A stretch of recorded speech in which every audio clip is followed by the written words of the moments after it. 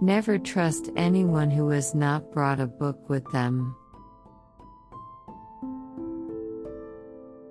Fate is like a strange, unpopular restaurant filled with odd little waiters who bring you things you never asked for and don't always like. Wicked people never have time for reading. It's one of the reasons for their wickedness. Reading is one form of escape. Running for your life is another. It is a curious thing, the death of a loved one.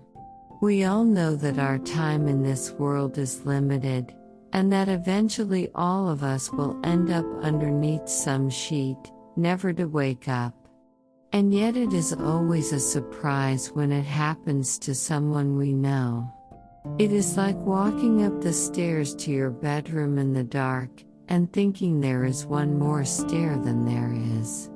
Your foot falls down, through the air, and there is a sickly moment of dark surprise as you try and readjust the way you thought of things. People aren't either wicked or noble. They're like chef's salads, with good things and bad things chopped and mixed together in a vinaigrette of confusion and conflict. Everyone should be able to do one card trick, tell 2 jokes, and recite 3 poems, in case they are ever trapped in an elevator. I suppose I'll have to add the force of gravity to my list of enemies. If writers wrote as carelessly as some people talk, then a dust as glass would be impossible cost fast. A good library will never be too neat or too dusty, because somebody will always be in it, taking books off the shelves and staying up late reading them. If you are allergic to a thing, it is best not to put that thing in your mouth, particularly if the thing is cats. When someone is crying, of course, the noble thing to do is to comfort them. But if someone is trying to hide their tears, it may also be noble to pretend you do not notice them. All the secrets of the world are contained in books. Read at your own risk.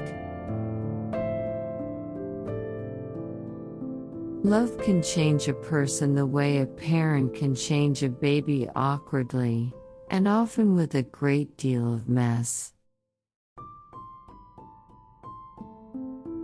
Strange as it may seem, I still hope for the best, even though the best, like an interesting piece of mail, so rarely arrives, and even when it does, it can be lost so easily. It is one of life's bitterest truths that bedtime so often arrives just when things are really getting interesting. You know that a good, long session of weeping can often make you feel better, even if your circumstances have not changed one bit. Well-read people are less likely to be evil.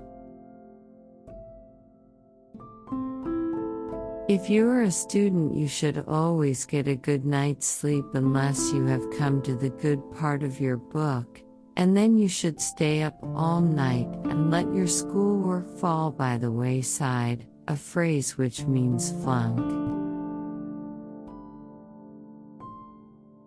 The sad truth is the truth is sad.